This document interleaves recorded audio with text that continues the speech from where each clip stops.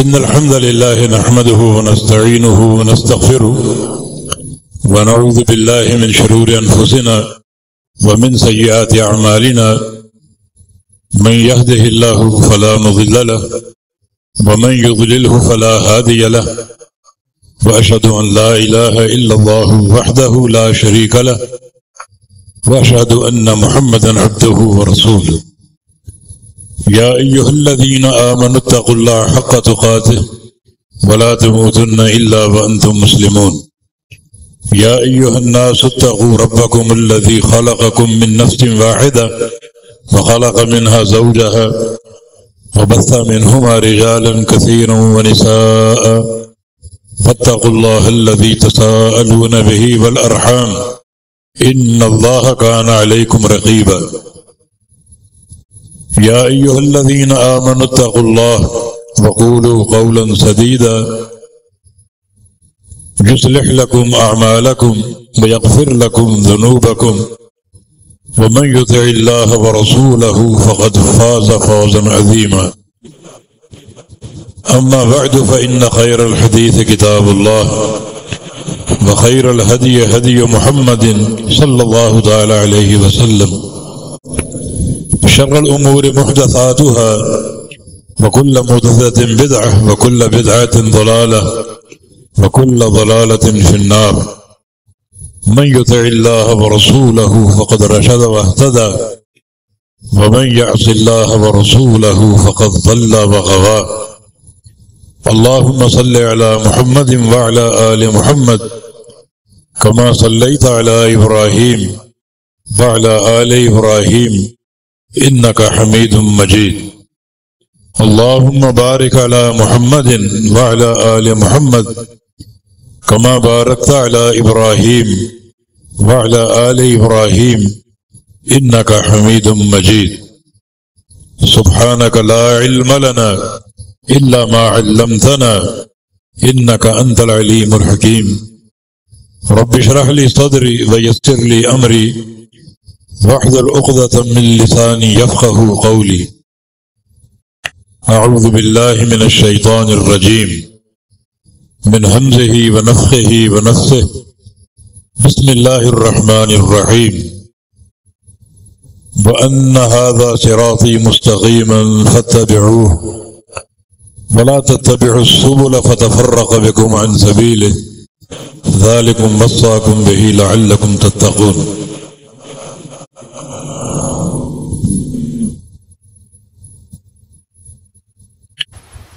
میں چاہتا تھا کہ میرے لیے بھی کوئی موضوع تجویز کر دیتے تو اسی پر بات ہو جاتی، لیکن ہمیں آزادی دی گئی کہ جو چاہے ہم بات کر لیں۔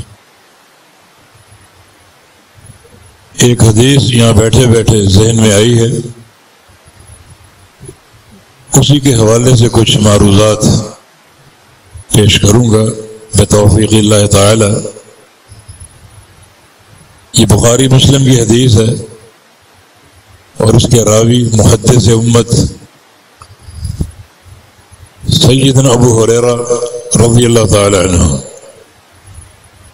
یہ عظیم صحابی یمن سے آئے تھے، اپنے قبیلہ بنو دوس سے، اور نبی علیہ السلام کی صحبت میں بیٹھ گئے، پھر اپنے قبیلے کی طرف جھانک کر نہیں دیکھا۔ جب تک آپ دنیا میں تشریف فرما رہے نبی علیہ السلام کے ساتھ ساتھ رہے، سفر و حضر کے ساتھی۔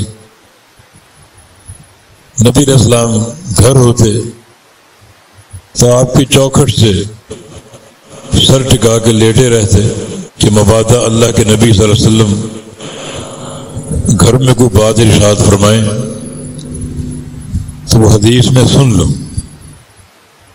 کیونکہ نبی کی ہر بات دین ہوتی، کوئی بات راز نہیں ہوتی۔ نبی باہر ہو تو اس کی بات دین ہے، گھر میں ہو تو اس کی بات دین ہے، حتیٰ کہ اپنی زوجہ کے ساتھ لحاف کے اندر ہو تو اس کی بات دین ہے۔ بعض اوقات 3 دن کا فاقہ ہوتا اور بھوک سے غشی آ جاتی، لیکن نبی علیہ السلام کا ساتھ نہیں چھوڑتے تھے. لوگ سمجھتے یہ پاگل ہو چکے. فرمایا کوئی جنون نہیں تھا مجھے، لیکن یہ بھوک کی غشی تھی.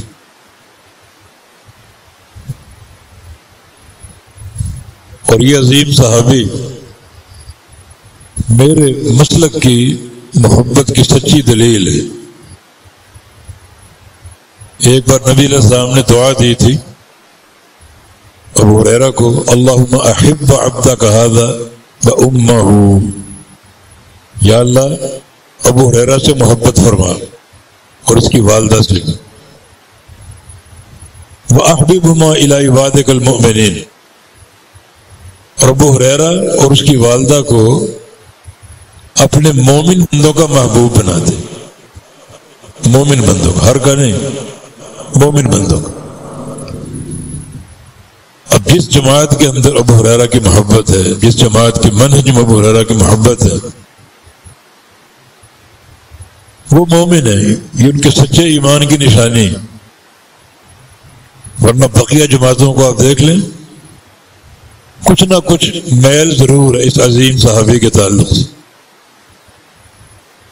سب سے چھوٹا جو ایک غصے کا اظہار، ابو ہریرہ فقیہ نہیں تھے، کچھ نہ کچھ میل ہے ضرور. یہ جماعت اہل حدیث ہے بحمداللہ، اس عظیم صحابی سے محبت کرنے والے. ہماری کتنی مساجد ان کے نام سے ہیں، کتنے مدارس ان کے نام سے ہیں، ہمارے کتنے بچے ابو ہریرہ کے نام سے ہیں. یہ محبت کی نشانی ہے، محبت کی دلیل ہے. اور یہ محبت ایمان کی علامت ہے. اور جن کے دلوں میں ابو ہریرہ کے تعلق سے کوئی میل ہے، وہ پہلے اپنے ایمان کو چیک کریں، اپنا محاسبہ کریں، اپنے ایمان کی طرف رجوع اختیار کریں. یہ عظیم صحابی اس حدیث کے راوی ہیں.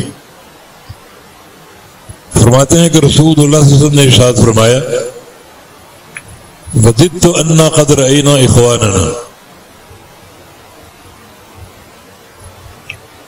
آج میری ایک محبت جاگ اٹھی کہ میں اپنے بھائیوں کو دیکھوں. بھائیوں کو دیکھنے کی ایک محبت جاگ اٹھی میرے دل میں کہ اپنے بھائیوں کو دیکھو. صحابہ نے عرض کیا، أَلَسْنَا إِخْوَانَكَ یا رسول اللہ، یا رسول ہم آپ کے بھائی ہیں. فرمایا کہ انتم اصحابی، تم میرے صحابہ ہو. وَإِخْوَانِيَ الَّذِينَ لَمْ يَأْتُوا بَعْدُ، اور میرے بھائی وہ ہیں جو اب تک آئے نہیں، آئیں گے، اب تک آئے نہیں. ان کو دیکھنے کی تڑپ پیدا ہوگی، ان کو دیکھنے کی محبت پیدا ہوگی.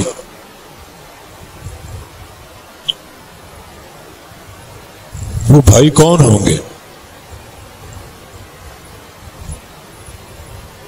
دعا کریں اس لسٹ میں ہمارا نام بھی ہو. وہ بھائی کون ہوں گے؟ آگے صحابہ نے ایک سوال کیا جس سے واضح ہوتا ہے کہ وہ بھائی کون ہوں گے، اور ویسا بنو. عرض کیا کہ یا رسول اللہ صلی اللہ علیہ وسلم، کیف تعرف امتک، یہ بھائی جو جن کو آپ نے دیکھا نہیں ہے اور بعد میں آئیں گے، ان کو پہچانیں گے کیسے؟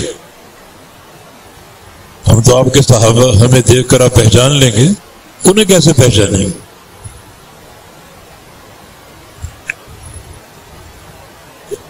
فرمایا کہ ان کو پہچانوں گا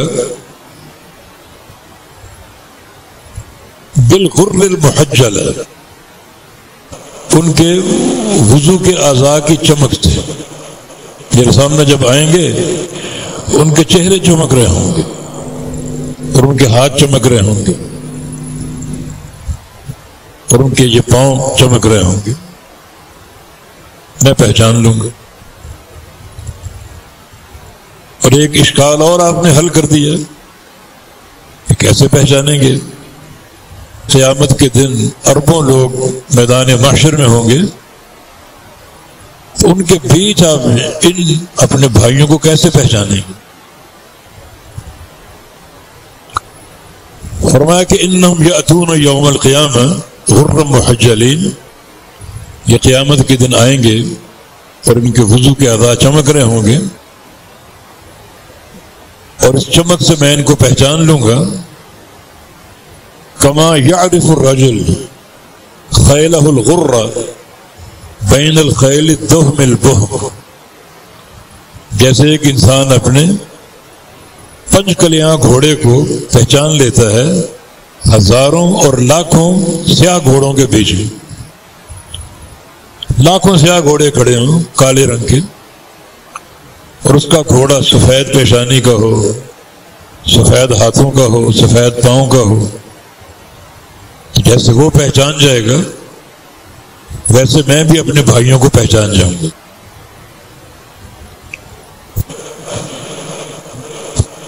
فرمایا کہ یہ لوگ قیامت کے دن آئیں گے میرے حوض کوثر پر،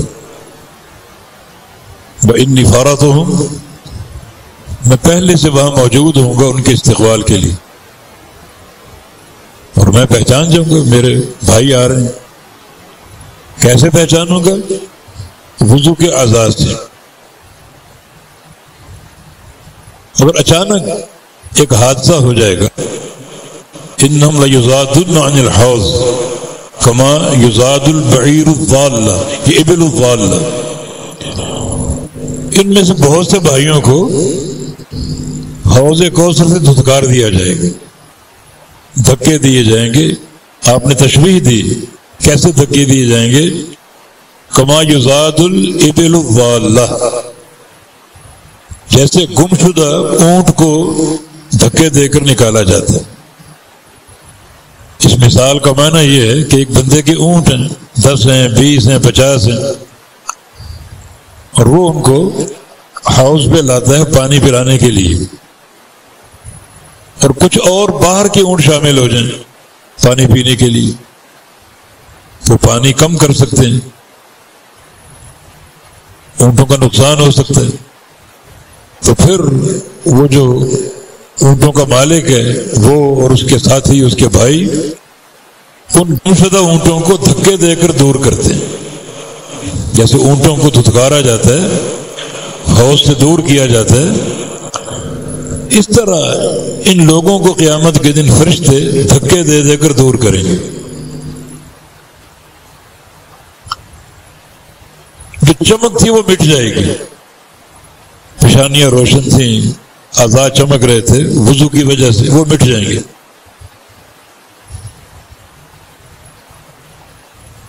یہ بھی ایک نفسیاتی مار ہے۔ اللہ تعالیٰ کچھ لوگوں کو وقتی طور پہ خوش کرے گا، وَبَدَا لَهُم مِّنَ اللَّهِ مَا لَمْ يَكُونُوا يَحْتَسِبُونَ، اور اچانک ایسا فیصلہ صادر کرے گا ان کی ناکامی کا جس کی ان کو توقع نہیں ہوگی۔ وہ اپنے اعضائے وضو کو دیکھ رہے ہوں گے، ہم ان کے ساتھ ہیں، ہم مقبول بندے ہیں، خوش، مگر دھکے دے کر دور کیا جائے گا اور یہ وضو کے اعضاء مٹ جائیں گے۔ ایک نفسیاتی مار، خوشی مان پڑ جائے گی، خوشی غارت ہو جائے گی۔ اس طرح کا انجام 2 طرح کے بندوں کا قیامت کے دن ہوگا، ایک منافقین کا اور ایک اس ٹولے کا۔ آگے بتائیں گے ٹولہ کون سا، ایک منافقین اور ایک یہ ٹولہ۔ منافقین میدان محشر میں مومنین کے ساتھ ہوں گے، جب سارے اہل معاشر جمع ہوں گے اللہ کی طرف سے ندا آئے گی کہ دنیا میں جو جس کی پوجا کرتا تھا اس کے ساتھ چلا جائے۔ سورج کے پجاری سورج کے ساتھ چلے جائیں گے، چاند کے پجاری چاند کے ساتھ چلے جائیں گے، بتوں کے پجاری بتوں کے ساتھ چلے جائیں گے۔ میں کہ تبقى هذه الامه، میری امت باقی بچے گی، فیہم منافقوها، ان میں منافق بھی شامل ہوں، مومن بھی ہوں گے منافق بھی ہوں گے۔ تو منافق بھی خوش ہیں کہ ہم مومنوں کے ساتھ ہیں، ہم بھی کامیاب، ہم بھی جنتی۔ اللہ تعالیٰ کی معرفت کیسے ہوگی؟ یہ رب ہے، اس کی علامت ہے کشف الساق، اللہ تعالیٰ اپنی پنڈلی کھولے گا، یہ علامت ہوگی سچے معبود کی پہچان کی۔ اللہ اپنی پنڈلی کھولے گا۔ ہم عہد الحدیث کا ایمان ہے کہ اللہ کی پنڈلی، اللہ کی صفت حق اور ثابت ہے۔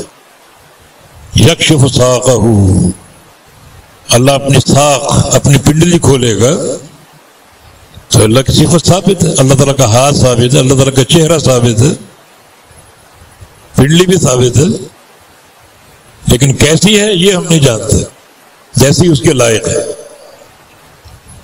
جو چیز قرآن نے ثابت کر دی، پیش کر دی، حدیث نے پیش کر دی، ہمارا اس پر ایمان ہے، کیفیت ہم نہیں جانتے، وہ اس کے سپرد ہے۔ یہ عقیدہ ضرور ہے کہ اس کی ہر صفت کمال ہی کمال ہے، کوئی نقص نہیں، اور ساتھ ساتھ یہ بھی اللہ کی یہ صفات مخلوق کی صفات کے مشابہ نہیں ہے۔ نہ اس کے ہاتھ دو ہاتھ ہیں مخلوق کے ہاتھوں جیسے، نہ اس کا چہرہ مخلوق کے چہرے جیسا ہے، نہ اس کی پنڈلی مخلوق کی پنڈلی جیسی ہے۔ نہیں سک مثلہ شیء، وہ ذات تشبیہ سے پاک ہے، جیسی اس ذات کے لائق۔ صفت ثابت ہے، ہمارا ایمان ہے، کیفیت ثابت نہیں، وہ اللہ کے سپرد ہے۔ اور کیفیت پر بحث کرنا، تعویلیں کرنا، تشبیہ کا عقیدہ رکھنا، سب گمراہی کے عقیدے ہیں۔ کشف الساق اللہ کی طرف سے علامت ہوگی صحیح رب کی پہچان کی۔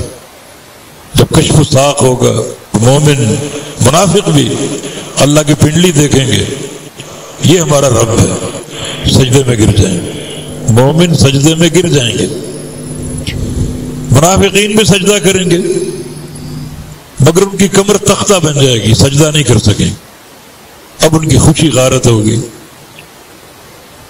بدال من اللہ ما لم یکونوا یحتسبون، اللہ تعالیٰ کی طرف سے ایسے فیصلے صادر ہوں گے ان کی توقع کے خلاف۔ خوش ہیں کہ ہم مومنوں کے ساتھ ہیں، مگر اچانک خوشی غارت ہو گئی، کمر تختہ بن گئی، سجدہ کر ہی نہیں سکیں۔ تو آج کامیاب لوگ کون ہیں؟ جو اللہ کو پہچان کر سجدے میں گر جائیں۔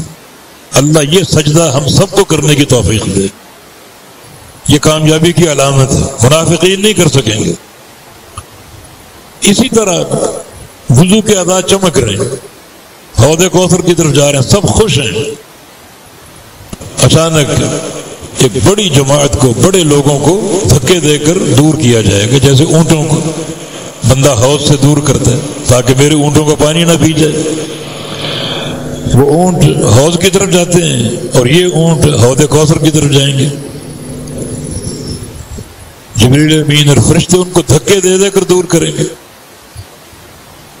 تب رسول اللہ سے فرمائیں کہ امتی امتی، میری امت ہے یہ، ان کے ساتھ یہ سلوک کیوں کیا جا رہا ہے، کیوں ان کو دھتکارا جا رہا ہے؟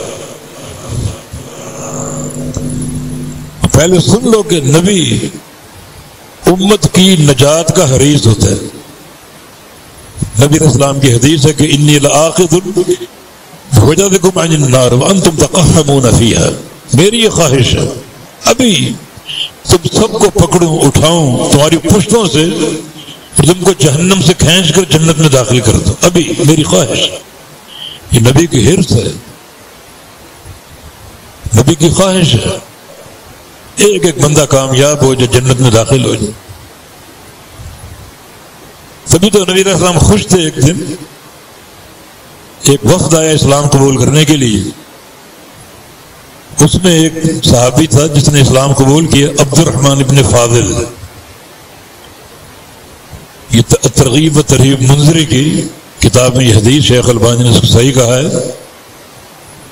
اس نے نبی علیہ السلام سے عرض کیا، الا تسأل ربک ملکن کا ملک سلیمان، یا رسول اللہ صلی اللہ علیہ وسلم اپنے رب سے آپ سلیمان علیہ السلام جیسی بادشاہت کا سوال کیوں نہیں کر لیتے؟ ساتھی آپ کے بھوکوں مر رہے ہیں، فاقے، گھروں میں امہات المومنین بھوکی، 3 چاند گزر جاتے ہیں، کھانا نہیں ملتا، چولہا نہیں جلتا۔ کہ 3 دن متواتر ہم نے گندم کی روٹی نہیں کھائی، 2 چیزوں پر گزارا، سیاہ چیزوں پر، کھجور اور پانی۔ تو آپ کی تو ہر دعا قبول ہوگی۔ ایک موقع پر اختیار دیا گیا، چاہو تو یہ سارے پہاڑ سونے کے بنا دوں، اور یہ کنکر نظر آ رہے ہیں ان کو ہیرے بنا دوں؟ نہیں، مجھے مسکینی پسند ہے۔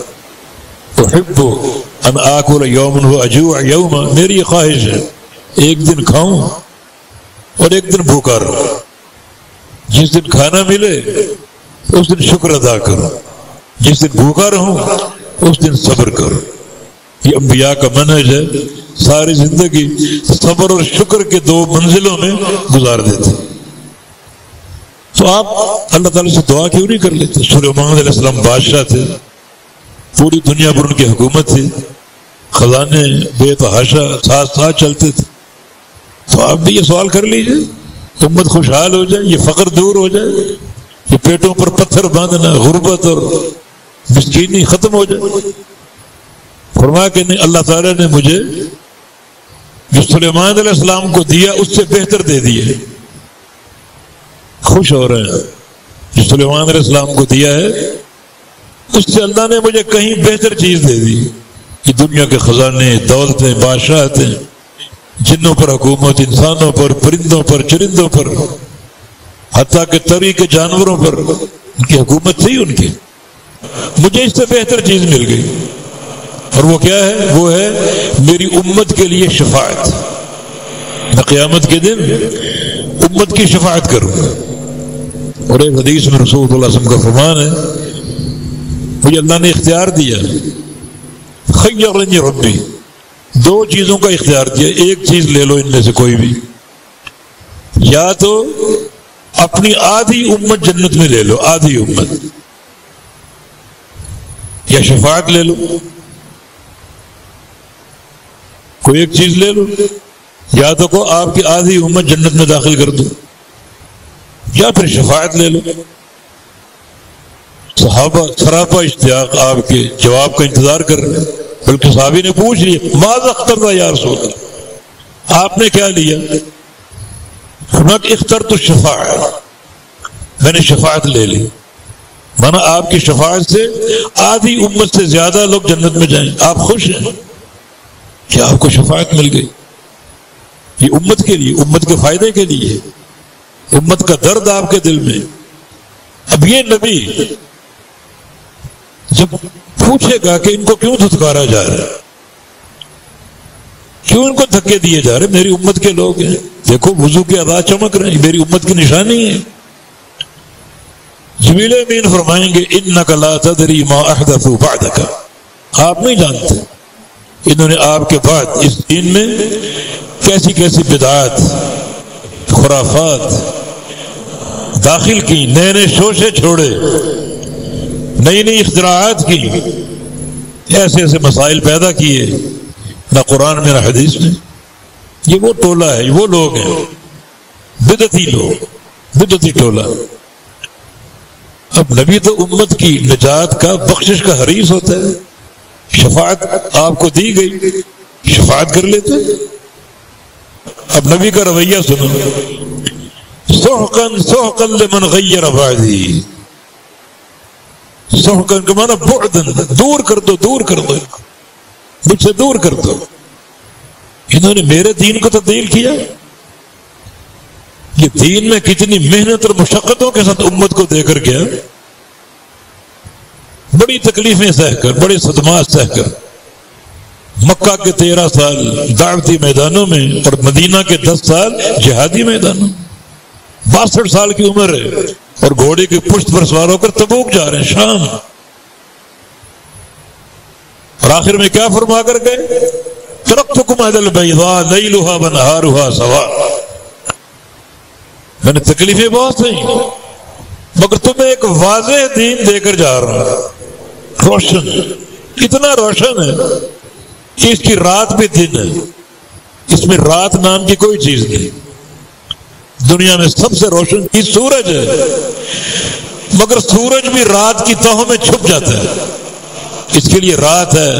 اب کہاں ہے سورج؟ مگر یہ دن ہو رات ہو، ہمیشہ چمکتا سورج ہے. سراج منیرا یہ دے کر گیا تھا. پھر یہ لوگ بدعتوں کے مرتکب بن گئے. بدعتوں کے دور کر دو، ان کو ہٹا دو میری نظروں سے. یہ نبی کا رویہ ہے. ہمارا رویہ ایک بدعتی انسان سے کیا ہونا چاہیے؟ اگر نبی کے سچے غلام ہو، سچی محبت کرنے والے ہو. نبی نے شفاعت کا مقام استعمال نہیں کیا، یہ شفاعت کے قابل نہیں ہے. تم انہوں نے بدعتوں کا ارتکاب کیا، ہٹا دو ان کو. اب اس حدیث کو سامنے رکھو. آپ کیا فرماتے؟ وجدت ان قد رأینا اخواننا، میری چاہت، میری تڑپ. وجدتوں کا صیغہ. طلبہ بیٹھے ہیں، ایک ہے احببت محبت اور ایک ہے وجدت مودت. حب اور ود، حب محبت کو بولتے ہیں اور ود خالص محبت کو. لب المحبت جو محبت کا مغز ہے، خالص محبت جس میں کوئی ملاوٹ نہ ہو. نبی علیہ السلام ایک خالص چاہت کے ساتھ یہ فرما رہے ہیں کہ آج اپنے بھائیوں کو دیکھنے کا بڑا دل کر رہا ہے. یہ کون بھائی ہیں؟ بدعتی ٹولہ ہے، بدعتوں کا ارتکاب کرنے والا ہے. کون ہے یہ؟ ابھی تک آئے نہیں، وہ آئیں گے، وہ ابھی تک آئے نہیں ہیں. قرآن کا ایک مقام آپ کو سناتا ہوں. وہاں کچھ لوگوں کا ذکر ہے اور قرآن کہتا ہے ابھی تک وہ آئے نہیں، لیکن آئیں گے ضرور. الذی بعث فی الامیین رسولا، اللہ نے رسول بھیجا امیین، ان پڑھ قوم. رسول بھی امی ان پڑھ ہے، جس قوم میں بھیجا وہ بھی ان پڑھ ہے. یہ ان پڑھ ہونا عیب نہیں ہے، بلکہ رسول اور یہ لوگ نبی کے صحابی سارے ان پڑھ اس معنی میں کہ ان کے دل بالکل اجلے اور صاف ہیں. نہ ان کے اندر ABCD ہے، نہ کوئی سائنسی فارمولے ہیں، نہ کوئی ریاضی کے فارمولے ہیں، نہ الجبر اور نہ سائنس. چٹے کورے دل ہیں ان کے، جو اللہ کی وحی کے حامل ہے. یہ امی. نبی کا کوئی استاد نہیں. نبی نے نہ کوئی پہاڑے یاد کیے، نہ کوئی لکھنا پڑھنا، کچھ نہیں. کورا دل، بالکل صاف، جو اللہ کے علم کے نور کا متحمل ہو. اور یہ بھی صحابہ اور دین کا کام کرنے والی ہی جماعت ہوتی. اب تک جو کام ہوا ہمارے بر صغیر میں خاص طور پہ کس نے کیا؟ ہزاروں لاکھوں شاگرد کس کے ہیں؟ دنیا کو منور کرنے والے کون ہیں؟ مثلا حافظ گوندلوی رحمہ اللہ، مولانا داؤد غزنوی رحمہ اللہ، مولانا اسماعیل سلفی رحمہ اللہ، بڑے بڑے اساتین علم. ہمارے سندھ کے شیخ بدی الدین رحمہ اللہ، مولانا سلطان محمود ملتان کے محدث رحمہ اللہ، کتنا کام کر کے. اور ان کو انگریزی کا ایک حرف نہیں آتا تھا. آج پتہ نہیں کیوں ہم میں احساس کمتری آ گیا. خالص ان کو دین کا علم نہ پڑھاؤ، کوئی اسکول کی تعلیم، کوئی کالج کی تعلیم. اور یہ ایک سازش ہے، حکومتوں کو اس بات پر آمادہ کیا جا رہا ہے کہ ان مدارس میں کالج کا نصاب بھی داخل کرو، یونیورسٹی کا نصاب بھی داخل کرو، تاکہ یہ منہج ہمارا خالص نہ رہے. اور ہم اتنے احساس کمزوری کا شکار ہے کہ ٹھیک ہے یہ بھی ہونا چاہیے. میں رحمانیہ میں پڑھتا، دارالحدیث رحمانیہ سوجل بازار میں، تو میری ڈیوٹی لگی رات کے مطالعے کی نگرانی کی. میرا گھر وہاں سے قریب تھا گارڈن میں، تو عشاء کی نماز پڑھتے اور رات کی میں نگرانی کرتا تھا طلبہ کی. تو ایک سال وہ نصاب میں تبدیلی کر دی گئی، انگریزی آ گئی، حساب آ گیا ساتھ. اب میں گھوم پھر کرنا طلبہ کو دیکھ رہا ہوں کیا پڑھ رہے ہیں. میں نے دیکھا اکثر طلبہ بخاری وہ پڑھی ہوئی ہے، انگریزی کی کتاب کھول کے پڑھ رہے ہیں. حدیث نہیں پڑھ رہے، مسلم نہیں پڑھ رہے، وہ نصاب دھرا کا دھرا رہ کے بس انگریزی رٹے لگا رہے۔ میں نے فوراً رپورٹ کی، میں نے کہا یہ تو ہمارا علمی نقصان، اور الحمدللہ سمجھ گئے وہ اس نصاب کو ختم کر دیا۔ تو نبی امی اور یہ امت امیہ، یہ عیب نہیں، شرف ہے کہ ان کے دل، ان کے ضمیر، ان کے دماغ اور ان کے جو اذہان ہیں بالکل چٹے آئینے کی مانند ہیں، کوئی خلط ملط نہیں ہے کسی اور چیز سے، سیدھا ان پر جو بارش ہوتی ہے اللہ کے علم کی، اللہ تعالیٰ کے علم کے نور کی، اللہ کی وحی کی، اور ان کے سینے اس کی مشکات بنے ہوئے۔ پھر یہ لوگ ان کو بدھو نہ سمجھو، یہ لوگ سلطنت روما کے فرما روا اور سلطنت فارس کے سرما روا ان کی کمر توڑ کے رکھتے، معمولی لوگ نہیں تھے۔ تو اللہ نے امیین میں رسول بھیجا، بات بہت پھیل گئی، امیین میں رسول بھیجا جس کے کام اللہ کی وحی کی تلاوت کرنا، تزکیہ نفس کرنا اور قرآن و حدیث کی تعلیم دینا۔ آگے وآخرین منہم، اور کچھ اور لوگوں میں بھی رسول بھیجا۔ طلبہ یہاں بیٹھے، یہ واو حرف عطف ہے، اور آخرین کا عطف جب امیین پر ہے، رسول بھیجا امیین میں، اور آخر کچھ اور لوگوں میں بھی، لما یلحقوا بہم، جو ان سے ملے نہیں اب تک۔ کن سے؟ امیین سے، صحابہ سے، اب تک ان سے ملے نہیں ہیں لیکن ملیں گے ضرور۔ طلبہ جانتے ہیں لما اور لم میں کیا فرق ہے؟ لم یاتی زید، زید نہیں آیا، پتہ نہیں آئے یا نہ آئے، لیکن لما یاتی زید ان کا معنی زید اب تک نہیں آیا، معنی آئے گا ضرور، اب تک نہیں پہنچا۔ لم کی نفی مطلق ہے اور لما کی نفی مقید ہے، اب تک نہیں پہنچا۔ یہاں پر لما ہے، لم نہیں ہے۔ اور کچھ اور لوگ بھی جن میں رسول کو بھیجا ہم نے، جو اب تک ان سے نہیں ملے، امیین سے نہیں ملے، مانا ملیں گے ضرور۔ جب یہ آیتیں نازل ہو رہی تھی، نبی علیہ السلام میں سلمان فارسی بیٹھے ہوئے تھے، فرمایا کہ لو کان العلم بالثریا لنالہ رجال من قومہ، علم اگر ثریا ستارے پر ہو، ثریا ستارے پر، تو سلمان فارسی کی قوم کے لوگ مرد وہاں بھی پہنچیں گے اور اس علم کو لے کر آئیں گے۔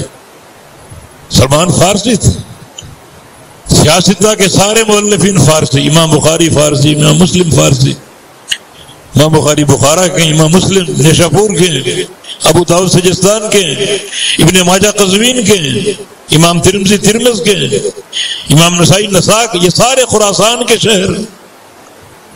اس قوم کے، اس بندے کی قوم کے لوگ ثریا پر بھی جائیں گے اور اس علم کو لے کر آئیں گے۔ شرط محدثین کا مانا علم کی بات ہو رہی ہے۔ اب جو لوگ آئیں گے آخرین، ان سے اب تک نہیں ملے، ملیں گے ضرور۔ یہ ملنا میرے دوستو نبی علیہ السلام کی سنتوں کے ساتھ ہے، بدعات کے ساتھ نہیں، بدعات کے ساتھ نہیں۔ میں بتاؤں آپ کو میں ان سے کیسے مل سکتا ہوں۔ دیکھیں، ہم نے صحیح بخاری پڑھی، ہمارے استاد تھے مولانا حاکم علی دہلوی رحمہ اللہ، حافظ الحدیث تھے، فلاح تھے ایک علم کی۔ ان کے استاد تھے مولانا احمد اللہ پرتاپ گڑھی رحمہ اللہ، اور ان کے استاد شیخ الکل میاں نذیر حسین محدث دہلوی رحمہ اللہ۔ پھر شیخ الکل کی سند جو ہے امام بخاری تک جاتی ہے 18-19 واسطوں کے ساتھ، یعنی میرے شیخ نے مجھے امام بخاری تک پہنچا دیا، امام بخاری سے مل گیا جا کر۔ بخاری پڑھی ہم نے، اب بخاری کی سند ہمیں آگے ملا رہی ہے، کن سے؟ انہی امیین سے۔ مثلا پہلی حدیث ہے، امام بخاری فرماتے ہیں حدثنی الحمیدی، امام بخاری کا شیخ امام حمیدی رحمہ اللہ، حمیدی کہتے ہیں حدثنی سفیان، سفیان بن عیینہ امام بخاری کے استاد کے استاد، سفیان کہتے ہیں حدثنی یحییٰ بن سعید الانصاری، امام بخاری کے استاد کے استاد کے استاد کیا یہ بھی سید انصاری کہتے ہیں حدثنی محمد بن ابراہیم التیمی، یہ حدیث ہمیں بیان کی محمد بن ابراہیم التیمی نے. یہ کون ہے؟ یہ تابعی ہیں. وہ فرماتے ہیں انہ سمع علقمہ بن وقاص اللیثی، کہ میں نے یہ حدیث سنی علقمہ بن وقاص سے.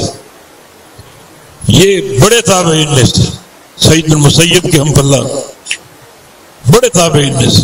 وہ فرماتے ہیں سمعت عمر بن الخطاب، یہ حدیث میں نے سنی عمر بن خطاب سے، منبر پر تشریف فرما تھے. وہ فرماتے ہیں سمعت رسول اللہ صلی اللہ علیہ وسلم، میں نے اللہ کے نبی سے سنا انما الاعمال بالنیات، سارے اعمال کی صحت اور قبولیت نیت پر. یہ ملنا ہے. ان اسانید ان رجال کے ذریعے کچھ لوگ آئیں گے، اب تک نہیں ملے، آئیں گے ضرور. یہ ملنا کوئی نعرے کی صورت میں نہیں ہے، قصیدوں کی صورت میں نہیں ہے، محافل نعت کی صورت میں نہیں ہے. یہ ملنا ان رجال کے ذریعے، ان اسانید کے ذریعے. پھر اللہ کے نبی جن اخوان کو ملنے کی ایک خواہش آپ کی تڑپ رہی ہے، وجدت انا قد رأینا اخواننا، آج بڑی تڑپ آ رہی ہے اندر، بڑی خواہش اور ایک محبت کہ اپنے بھائیوں کو دیکھو. عرض کیا کہ ہم بھی تو آپ کے بھائی ہیں. ایک کانٹا یہ اور نکل جاتا ہے کہ یہ وہابی نبی علیہ السلام کو بھائی مانتے ہیں. اللہ کے نبی خود بھائی کہہ رہے ہیں، میرے بھائی. تمہاری مرضی، بھائی بنو یا نہ بنو، اس حلقے میں اپنے آپ کو شامل کرو یا نہ کرو. اللہ کے نبی فرما رہے میرے بھائی. عرض کیا کہ ہم بھی تو آپ کے بھائی ہیں. تم میرے بھائی نہیں، تم میرے صحابہ ہو. انتم اصحابی، میرے صحابہ ہو. تو میرے بھائی کون ہیں؟ میرے بھائی ابھی تک آئے نہیں لیکن آئیں گے ضرور. اور پہچانوں گا کیسے؟ ان آثار وضو کی چمک سے. یاد رکھو آثار وضو ان بندوں کے چمکیں گے جن کی نمازیں بھی اور وضو بھی سنت رسول کے مطابق ہے، جن کا وضو قابل قبول ہے، نمازیں قابل قبول ہے. جن کی نمازیں بھی قابل قبول نہ ہو، وضو بھی قابل قبول نہ ہو. ہم نے وضو میں بڑے اضافے کر لیے. الگ سے گردن کا مسح ثابت نہیں، الگ سے اپنے بازوؤں پر ہاتھ پھیرنا ثابت نہیں. وضو تک میں بدعت شامل کر لی تو اعضائے وضو چمکیں گے. یہ تو خالص سنت مصطفیٰ علیہ السلام کا سودا ہے. یہ لوگ آئیں گے قیامت کے دن. آپ شراپا اشتیاق، میرے بھائی آ رہے ہیں. بہت سے آئیں گے، جام کوثر پیئیں گے، وضو کے اعضاء چمک رہے ہیں. یہ بھی آ رہے ہیں خوش، ہمارے بھی اعضاء وضو چمک رہے ہیں. دھتکار دیا جائے گا، اندھیرا چھا جائے گا، یہ چمک ختم ہو جائے گی. کون لوگ ہیں؟ انک لا تدری ما احدثوا بعدک، آپ نہیں جانتے انہوں نے آپ کے بعد کیسی کیسی بدعات جاری کی، آپ نہیں جانتے. اور آپ کیا فرمائیں گے کہ جب ان کی شفاعت کر لوں. اتنا یہ نفرت کے قابل ٹولہ ہے. سحقن سحقن، دور کر دو ان کو، ہٹا دو ان کو میری نظر سے. لمن غیر بعدی، انہوں نے میرے بعد میرے خالص دین کو تبدیل کر دیا، اضافے کر دیے. ہٹا دو ان کو. اب اپنے آپ سے پوچھو، یہ رویہ نبی علیہ السلام کا، تو ہم بھی یہ رویہ اپنے اندر پیدا کریں یا نہ کریں؟ کس طرح اظہار نفرت ہے؟ ہمارا رویہ کیا ہے؟ اہل بدعت سے محبت کا اظہار، محبت کی پینگیں بڑھانا، مظاہر عمومی اسٹیج پہ کھڑے ہو کر ہاتھوں میں ہاتھ ڈالنا، محبت کا اظہار کرنا، ان سے تعلق پر فخر کرنا. جو ڈاکٹر صاحب انڈیا سے آئے تھے، ہمارے دل میں ان کی عقیدت تھی، مگر یقین کرو یہاں آ کر بالکل بے نقاب ہو گئے. ان کی محبتیں اہل بدعت سے، اہل تصوف سے، اہل وحدت الوجود سے، اہل عقیدہ اشعریہ سے. ہم ان کا استقبال کر رہے ہیں. یہ کیسا استقبال؟ اللہ کے نبی کا رویہ کیا ہے؟ ہٹاؤ ان کو میرے آگے سے، ان کو دیکھنا پسند نہیں کر رہا۔ آپ ان کو دیکھیں بھی، ملیں بھی، اظہار عقیدت بھی کریں، ملنے پر فخر کریں، ملنے ان کے لیے ان کو جائیں، صرف دنیا کی شہرت کی خاطر، دنیا کے عہدے کی خاطر، اسمبلی کی سیٹ کی خاطر، ایک کرسی کی خاطر۔ اللہ اکبر، یہ فتنہ بہت بڑا۔ نبی علیہ السلام کی حدیث ہے، قرب قیامت فتنے آئیں گے، تکون فتن کا قطع اللیل المظلم، سیاہ رات کی مانند فتنے ہوں گے۔ یہ سیاہ رات کے ٹکڑے ہوتے ہیں، ٹکڑے نہیں ہوتے، ہر ٹکڑا ایک دوسرے سے ملا ہوا ہے۔ سیاہ رات میں بیچ میں کوئی کرن نہیں ہوتی نور کی، باہم مربوط بالکل، پے در پے فتنے، اندھیرے ہی اندھیرے، گمراہیوں کے، ضلالات کے، شرک کے، بدعت کے۔ اور ایسی ایک بری صورتحال ہوگی کہ انسان صبح کو مومن ہے، شام کو کافر بن چکے، شام کو مومن ہے، صبح کو کافر بن چکے۔ وجہ کیا ہے؟ یبیع دینہ بعرض من الدنیا، اپنے دین کو بیچ دے گا دنیا کے معمولی مفاد کی خاطر۔ یہ سودے ہو رہے ہیں دنیا کی دولتوں کی خاطر، دنیا کی شہرت کی خاطر، کسی سیٹ کی خاطر، اسمبلی کی خاطر، یہ سودے ہو رہے ہیں۔ اچھے اچھے لوگ اپنے عقیدے کو بیچ رہے ہیں، اپنے منہج کو بیچ رہے ہیں۔ میرے دوست اور بھائیوں، یہ حدیث ہمیں کیا درس دے رہی ہے؟ فیصلہ کرو اللہ کے نبی کے بھائی کون ہو سکتے ہیں؟ اللہ کے نبی کا بھائی بننے کے لیے کیا کرنا ہے ہمیں؟ کس طرح خالص مخلص ہو کر رہنا ہے، بالکل کھرے بندے، کھرے سنت والے، کھرے عقیدے والے، کھری توحید والے، وہ اللہ کے نبی کے بھائی ہیں۔ ورنہ دنیا میں بے شمار لوگ، سب تو بھائی نہیں ہیں۔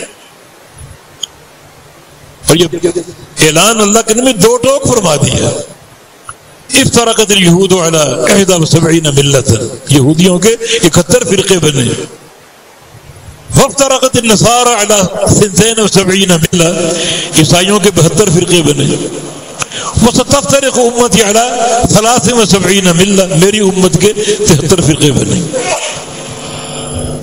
کون سی امت؟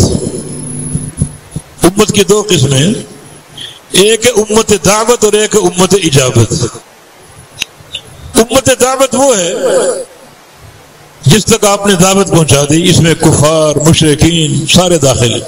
امت دعوت، دعوت ان تک پہنچی، قبول نہیں کی انہوں نے۔ امت اجابت وہ ہے دعوت پہنچی اور انہوں نے قبول کی، کلمہ پڑھ لیا، لا الہ الا اللہ، اسلام میں داخل ہو گئے۔ یہ 73 فرقوں کی بات امت دعوت کی نہیں ہے۔ یہودی، نصارہ، مجوسی، ہندو سب خارج ہیں۔ جو لوگ کلمہ پڑھ کر داخل ہوئے امت اجابت، وہ 73 فرقوں میں بٹ جائے گی۔ کیا سمجھے؟ پوری امت اجابت کا خلاصہ 73 فرقے،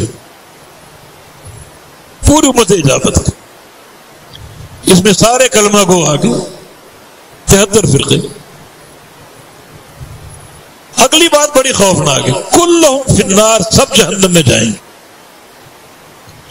اس بات کو ہوا میں نہ اڑاؤ، میرے آپ کی اخروی جو ایک انجام اس کی بات ہو رہی ہے، سب جہنم میں جائیں گے الا الواحدہ، سوائے ایک جماعت، بس سوائے ایک۔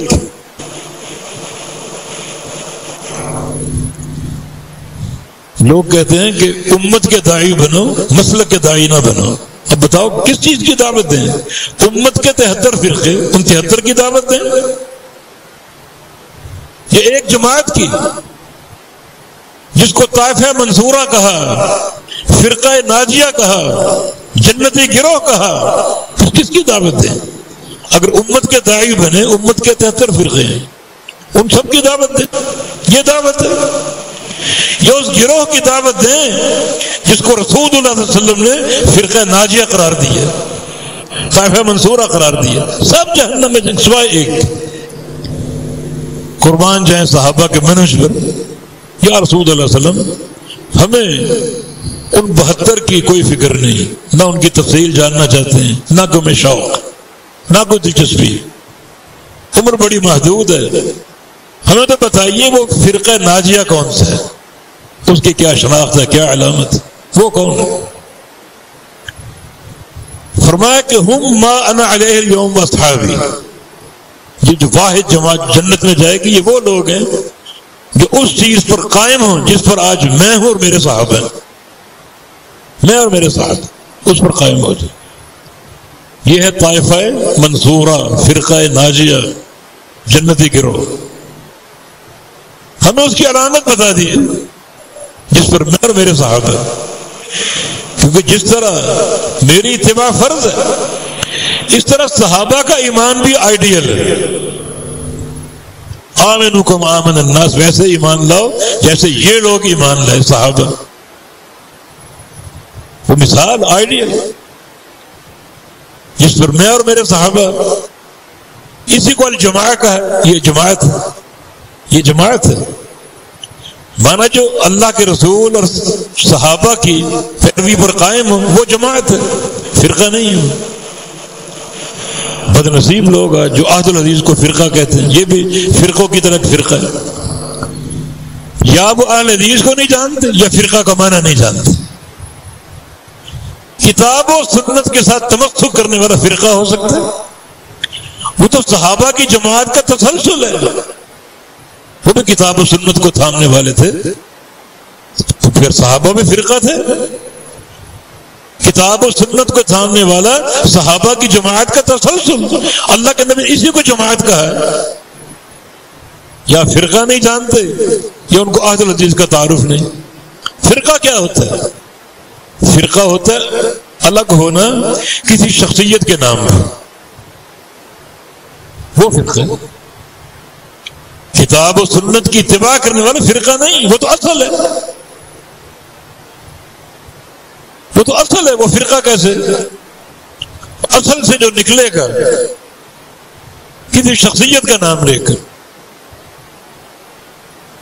حنفی ہیں، شافعی ہیں، مالکی ہیں، حنبلی، شخصیت کے نام پر، سہروردی ہے، نقشبندی ہے، چشتی ہے، قادری ہے، شاذلی، رفاعی، حسینی، شخصیت کے نام پر یہ فرقے ہیں۔ جس کا قائد اور اس کی شخصیت محمد الرسول اللہ، وہ فرقہ ہو سکتا ہے؟ تو اہل حدیث کیسے فرقہ ہے؟ کہ ان کو اہل حدیث کا تعارف نہیں یا فرقے کا معنی نہیں جانتے؟ اللہ کے نبی فرمایا کہ میری پوری امت جنت میں داخل ہوگی الا من ابا، ہاں جو انکار کرتے وہ نہیں۔ عرض کیا میں یابا یا رسول اللہ، بھلا جنت کا انکار کون کر سکتا ہے؟ من اطاعنی، فرمایا میں ایک راہ پر چل رہا ہوں، جو بندہ میرے پیچھے پیچھے آئے گا اسی راہ پر چلتے چلتے میرے ساتھ جنت میں داخل ہوگا۔ جس راہ سے جو نکل گیا اس نے انکار کر دیا۔ نکلنے کے اسباب کیا ہیں؟ یہ ایک سبب ہے، محمد الرسول اللہ جیسی شخصیت کو چھوڑ کر، کہ چھوڑنے کا دعویٰ نہیں لیکن اور شخصیت کے نام پہ الگ ہو گیا، فرقہ بن گیا۔ یہ فرقہ ہے جو بندہ اصل پر قائم ہے، توحید پر قائم ہے، کتاب و سنت پر قائم ہے، رسول اللہ کی اتباع پر قائم، وہ فرقہ کیسے؟ سب جہنم میں سوائے ایک کے، اس ایک کی دعوت نہ دیں، ان سب کی دعوت ہے، امت کے داعی بنو۔ نہیں، کتاب و سنت، جو لوگ اللہ کے نبی اور صحابہ کے منہج پر ہیں اسی کی دعوت دینی۔ یہ طریق حق ہے، جنت کا راستہ، جنت کا پروگرام۔ امت تو 73 فرقوں کا مجموعہ ہے، امت کے داعی بنو تو سب کی دعوت دینی کیا؟ ان 73 میں سے ایک جنتی ہے، اس کی دعوت دینا۔ یہ فرقے کی دعوت نہیں ہے، اصل کی دعوت ہے۔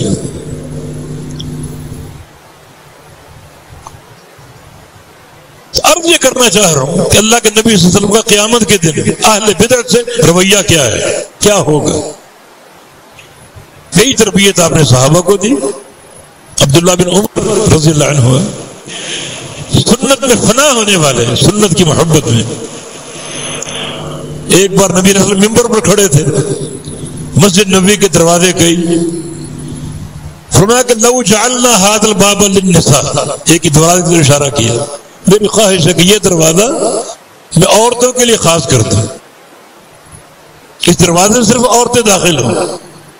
مگر آپ نے اس خواہش کو عملی جامہ نہیں پہنایا، ورنہ وہ لوگ جو اس طرف سے آئیں گے ان کو گھوم کے اس طرف سے ان کو گھوم کے آنا پڑے گا. تو آپ نے ایسا کیا نہیں، خواہش ظاہر کر دی کہ یہ دروازہ عورتوں کے لیے مخصوص کر دوں. عبداللہ بن عمر رضی اللہ عنہ قربان جائیے ان کی اطاعت پر، زندگی بھر اس دروازے سے داخل نہیں ہوئے. میرے پیغمبر کی خواہش ہے کہ یہ دروازہ عورتوں کے لیے خاص کر دوں، خاص کیا نہیں مگر اس کو کبھی استعمال نہیں کیا نبی علیہ السلام کی خواہش کے احترام میں. عبداللہ بن عمر رضی اللہ عنہ آخری عمر میں نابینا ہو گئے، بڑھاپا، کمزوری. ان کے خصوصی شاگرد تھے امام مجاہد، تفسیر کے امام، لغت کے امام، حدیث کے امام مجاہد ابن جبر رحمہ اللہ.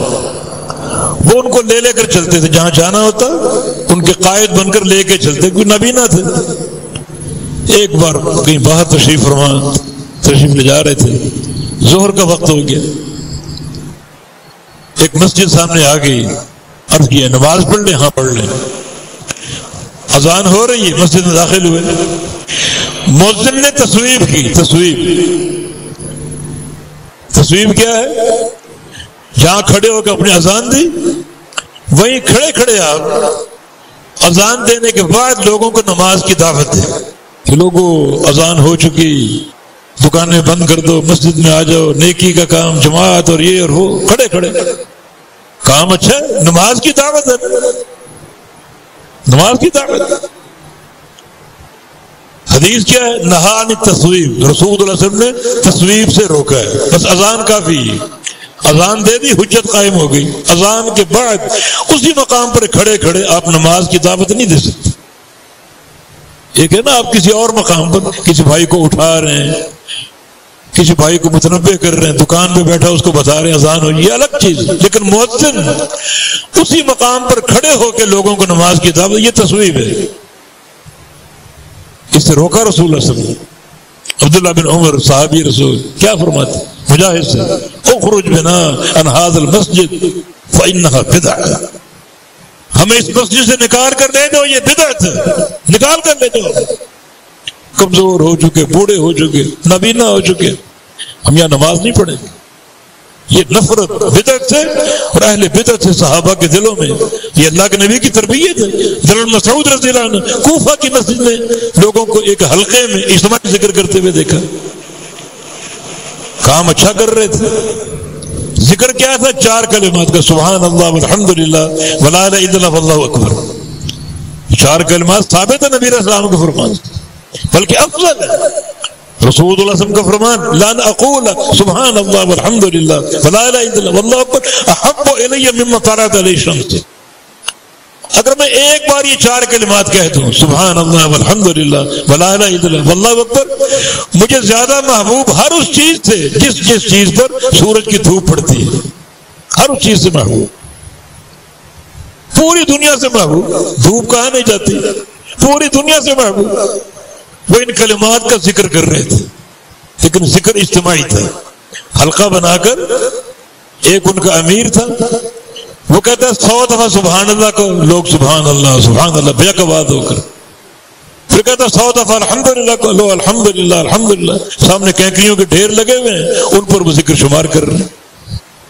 حضرت مسعود نے دیکھا، بلکہ ابو امامہ الباہلی آپ کے پاس آئے اور آ کر کہا کہ عبداللہ مسعود موجود تھے کوفہ میں، مسجد میں نے ایک نئی چیز دیکھی، اللہ کے نبی کے دور میں نہیں تھی. میں نے کوئی فتویٰ نہیں دیا کہ جب شہر میں عبداللہ جیسا محدث موجود ہے، صحابی موجود، میں کیوں بات کروں؟ یہ ہے حسن ادب. علماء موجود ہوں، محدثین موجود ہوں، وہاں چھوٹے چھوٹے بچے مفتی بنے بیٹھے، شیخ الاسلام بنے بیٹھے، نہیں، علم کا ادب یہی ہے، جب عبداللہ موجود ہیں کوفہ میں تو میں کیوں اپنی رائے دوں، کیوں فتویٰ دوں؟ سیدھے ان کے پاس آگے آ کر دیکھو، جا کر دیکھا حلقہ قائم ہے، اجتماعی ذکر ہو، ذکر مسنون ہے، طریقہ مسنون نہیں۔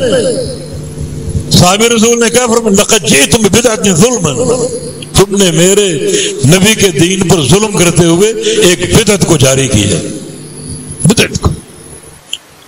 اور کہا لوگوں ما اسرع ہلاکتکم، تم کتنی جلدی برباد ہو گئے۔ نبی علیہ السلام کے جوتے موجود ہیں، کپڑے موجود ہیں، برتن موجود ہیں، اور چند سالوں کے اندر اندر تم نے گمراہی خرید لی، گمراہ ہو گئے۔ اور ایک سخت بات اور کی، عدوا سیئاتکم فانا ضامن اللہ یضیع من حسناتکم شیء، جاؤ باہر جاؤ، جا کر گناہ کرو، ایک گناہ، دوسرا، تیسرا، چوتھا، 10واں، 20واں، 30واں، 40واں، 50واں گناہ کرو، گناہ پر گناہ کرو۔ وہ گناہ کر کے مسجد میں آ جاؤ، ان کینکریوں پر وہ گناہ شمار کرو، میں نے فلاں گناہ کیا، فلاں گناہ کیا، فلاں، وہ گناہ شمار کرو۔ یہ زیادہ بہتر ہے جو کام تم کر رہے ہو۔ کام کیا کر رہے ہیں؟ اللہ کا ذکر، طریقہ بدعت ہے، ایک طرف گناہ ایک طرف بدعت۔ گناہ کرو گے، آ کر گنو گے تو نیکیاں تو برباد نہیں ہوں گی، لیکن جو کام تم کر رہے ہو اس سے نیکیاں بھی برباد، سب ختم۔ کتنی سخت بات، کیا فکر صحابہ کی، یہ جماعت کی تعریف جس پر میں ہوں اور میرے صحابہ ہیں۔ یہ دل نرم نہیں ہوا کہ اللہ کا ذکر کر رہے ہیں، بڑی محنت کر رہے ہیں، کوشش کر رہے ہیں۔ لوگوں نے کہا وہی جو بدعتی کہتے ہیں، ما عرفنا الا الخیر، عبداللہ ہمارے پیچھے کیوں پڑ گئے؟ اچھا کام ہی تو ہے، ہماری نیت بھی خیر کی، ہمارے پیچھے کیوں پڑ گیا؟ باہر جرائم ہو رہے ہیں، ان کو جا کر روکو، ہم تو مسجد میں اللہ کا ذکر کر رہے ہیں۔ فرمایا کہ کم من مرید للخیر لن یصیبہ، کتنے ہی لوگ جن کا ارادہ خیر کا ہوتا ہے، خیر ان کو ملتی نہیں، خیر ان کو نصیب نہیں ہوتی۔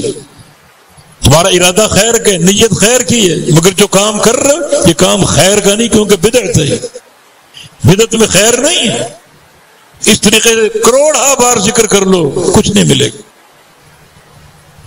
نئی بات مانی، ذکر کرتے رہے۔ جناب عبداللہ سمجھا چکے اور باہر آ گئے۔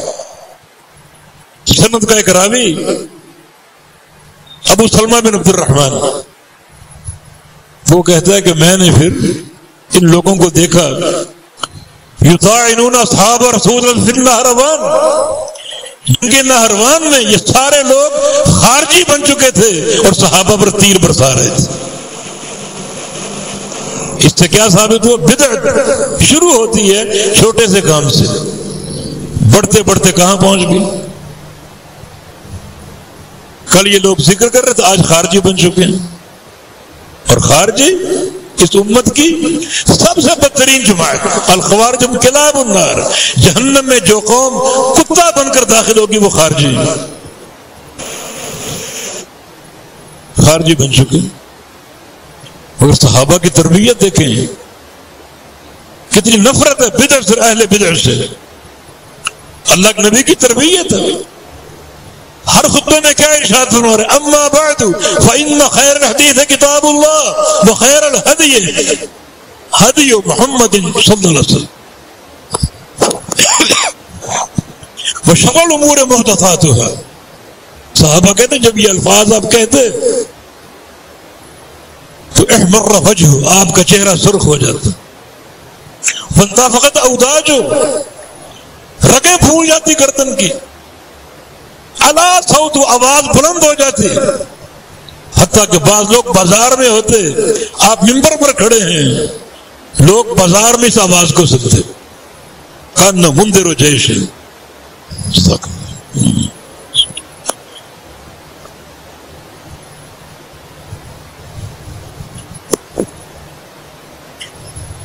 لگتا ہے کہ لوگوں کو لشکر کے حملے سے ڈرا رہے ہیں یہ الفاظ کہتے ہوئے کہ سب سے بدترین چیز وہ ہے جو نئی ہو، نہ قرآن میں نہ حدیث میں، وہ بدعت ہے۔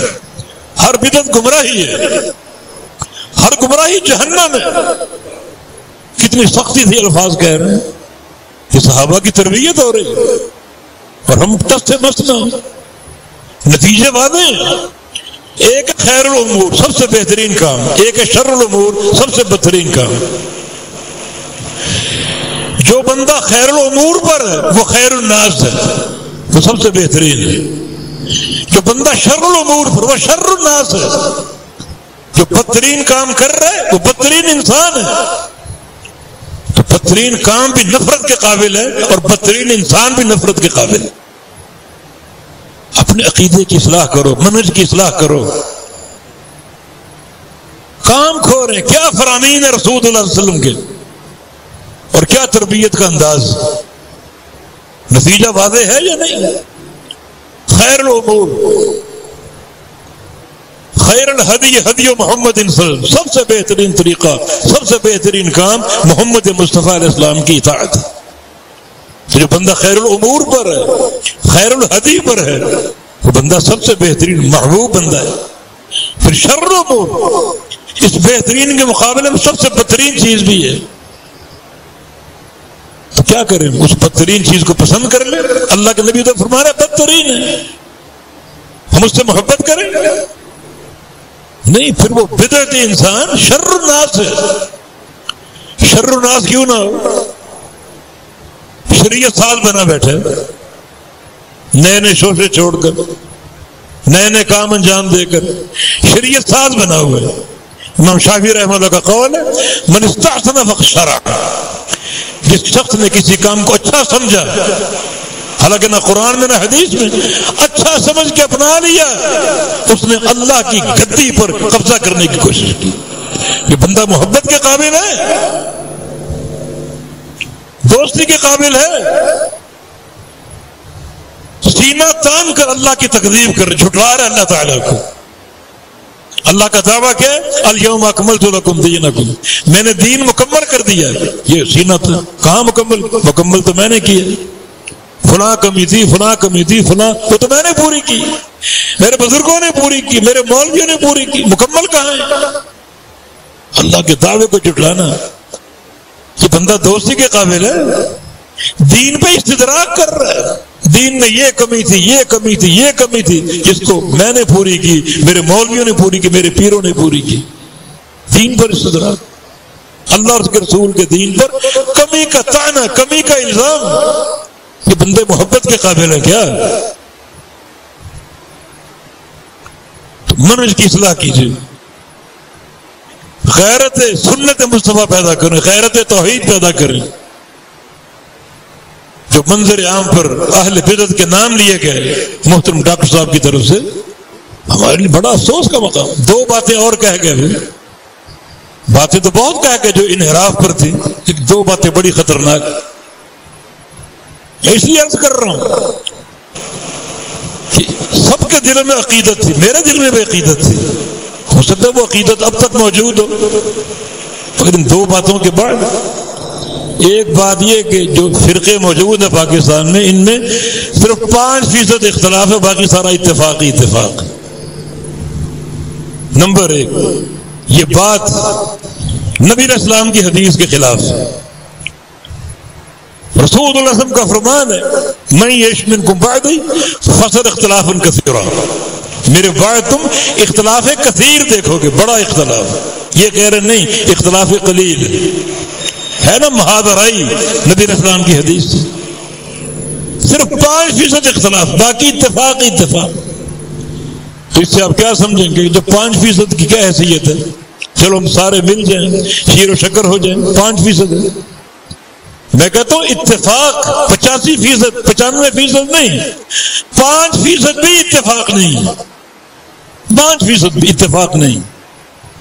وہ کسی کہنے والے نے کہا اتفقوا علی اللہ یتفقوا، امت کا اتفاق ایک ہی مسئلے پر، اور مسئلہ یہ کہ اتفاق کرنا نہیں ہے، بس اختلاف اختلاف اختلاف. اس مسئلے پر اتفاق ہے کہ اتفاق کرنا نہیں ہے، ہر مسئلے میں اختلاف. دیکھیں دین اسلام کا پہلا قدم ہے کلمہ لا الہ الا اللہ، اس پر سارے متفق ہیں کیا؟ اس پر تو اتفاق کر لو. سب کا اتفاق ہے. میرا مسلک یہ کلمہ توحید الوہیت کی اساس ہے، نفی اور اثبات، لا الہ کوئی معبود نہیں الا اللہ، صرف ایک اللہ معبود حق ہے. یہ فہم تھا اس کلمے کا. جو اللہ کے نبی نے کوئی صفا پر کھڑے ہو کر دعوت دی قولوا لا الہ الا اللہ، تو کفار قریش نے کیا کہا؟ یہ ان کا فہم، اجعل الآلہۃ الہا واحدا. اگر لا الہ کو مان لیں اس کا تو ایک ہی نتیجہ ہے کہ سارے معبود باطل ہیں، صرف ایک ہی معبود ہے بس. ہاں فہم ان کا صحیح ہے، قبول نہیں کیا. آج قبول کرنے والوں کا فہم صحیح نہیں ہے.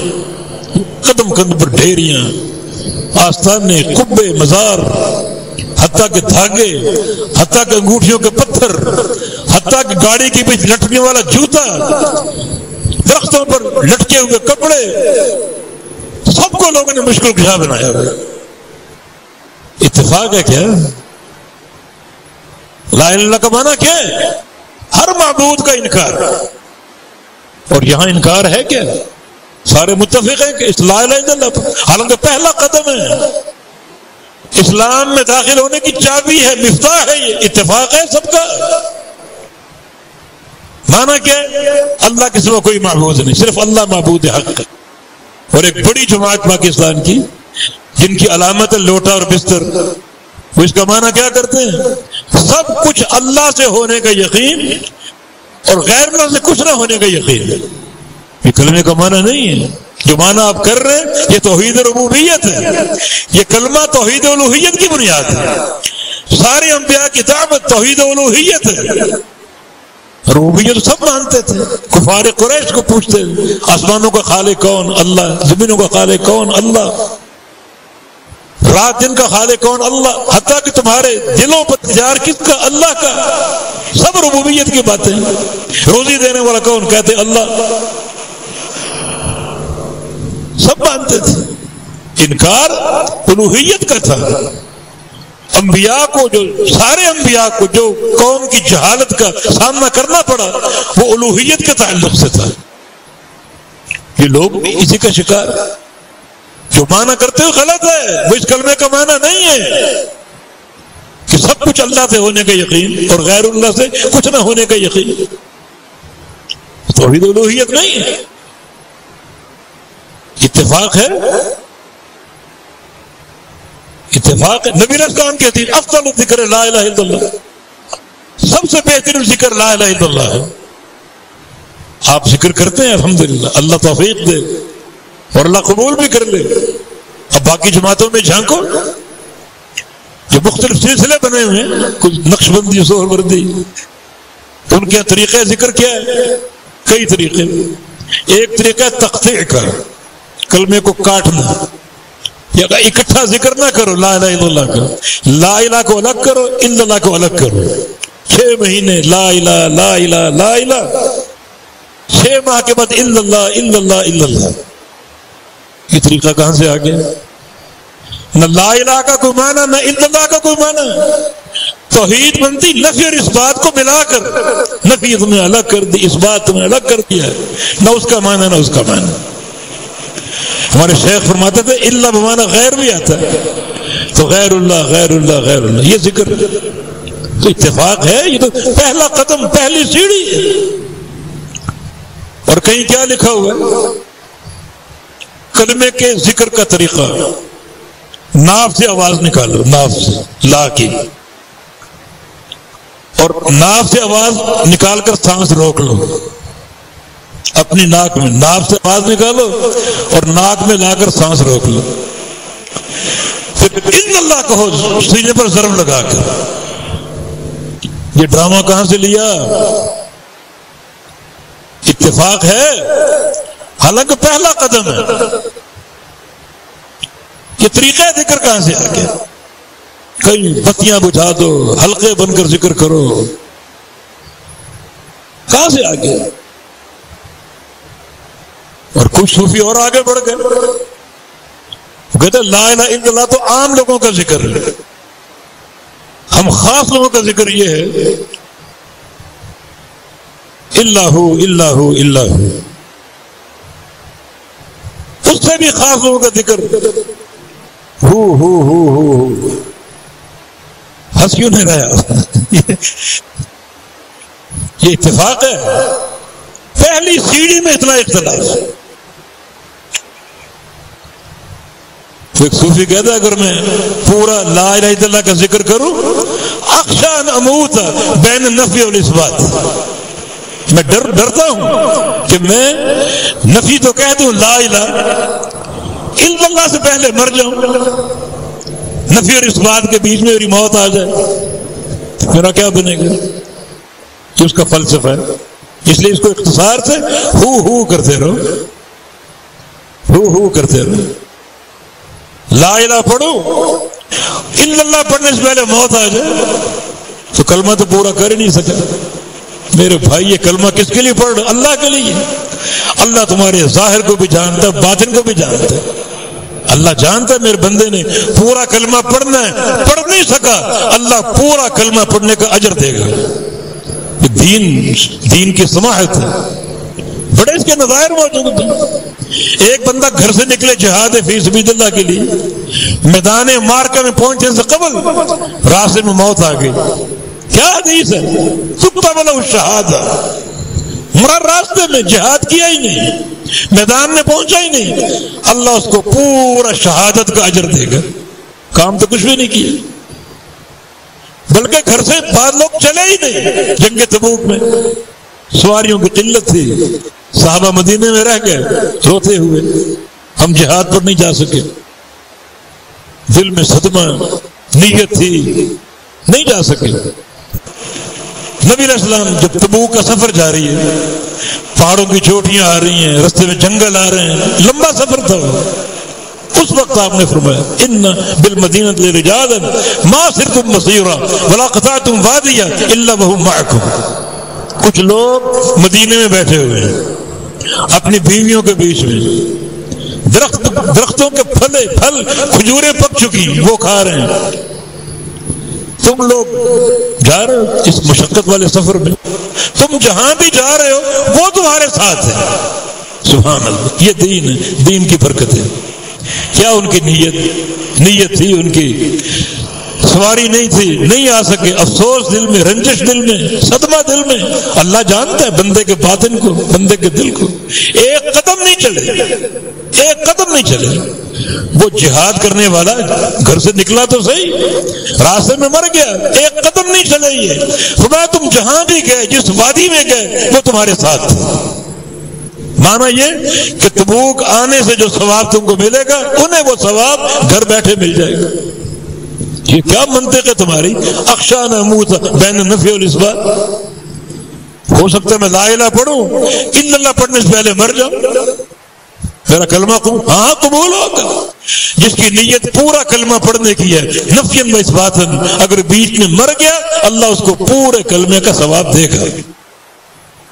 اب بتاؤ کسی اتفاق اور اختلاف کی بات کر رہے ہو؟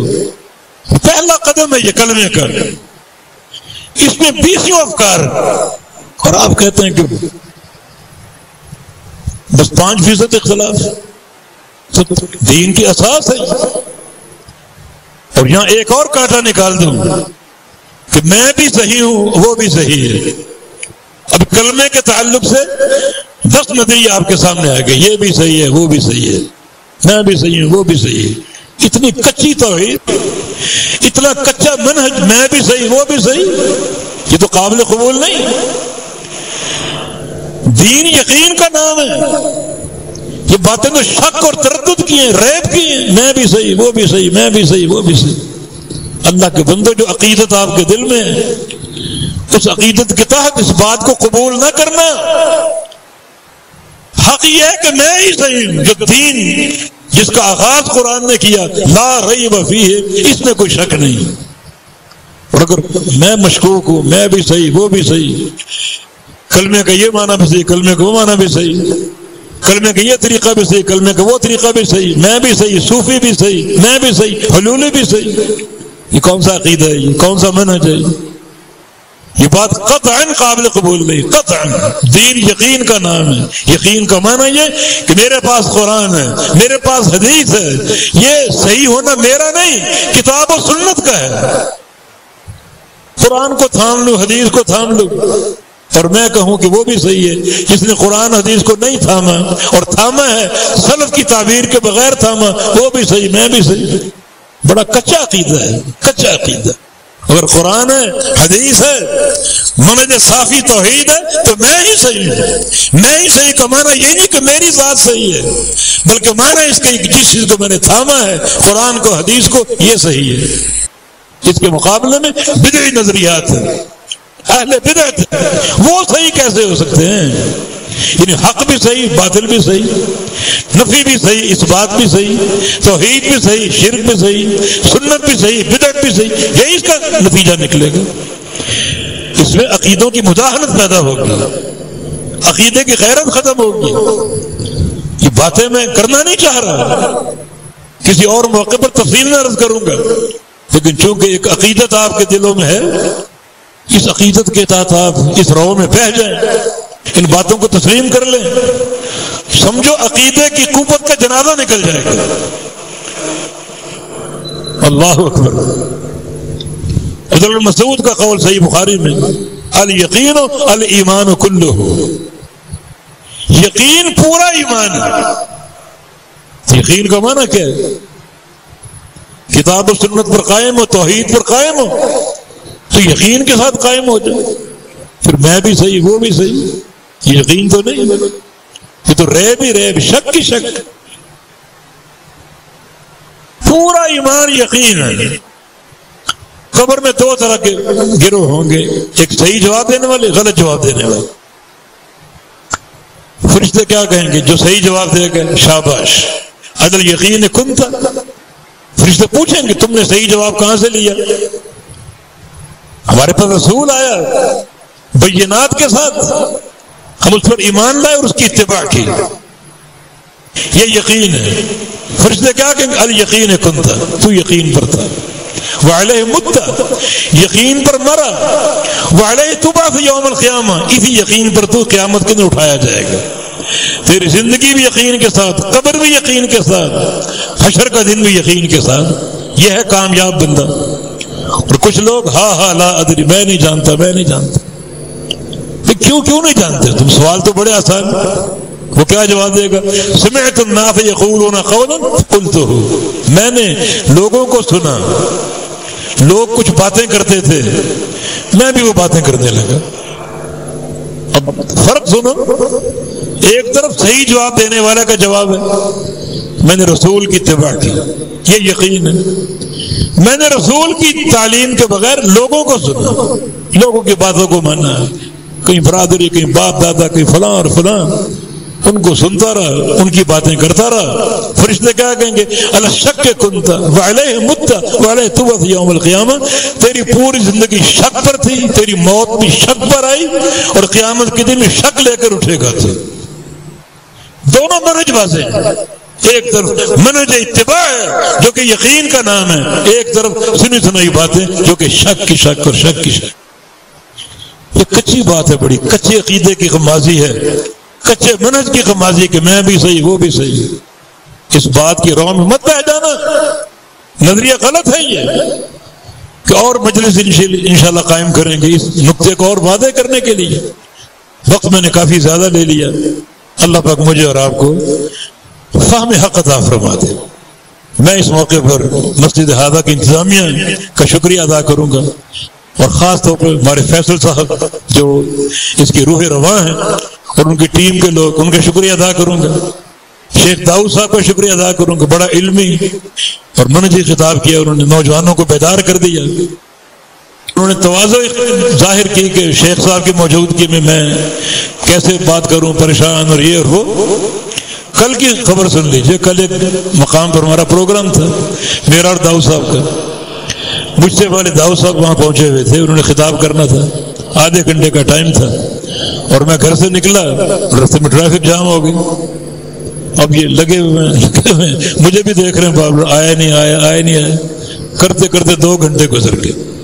اس موضوع پر خطاب چلتا رہا، محبت حدیث کا موضوع تھا، موضوع سے باہر نہیں نکلے، یہ ان کی علمی غزارت ہے اور ہمیں فخر ہے اپنے ایسے شاگردوں پر۔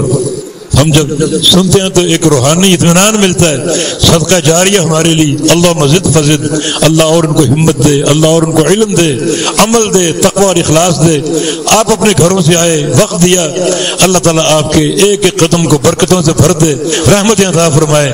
یا اللہ تیرے گھر میں یہ پروگرام ہو رہا ہے، سارے بندوں کو اپنی رحمت سے ڈھانپ لے، اور جب یہاں سے نکلے اپنے گھروں کو جائیں، ایک ایک بندے کے گناہوں کو معاف کر چکا ہو۔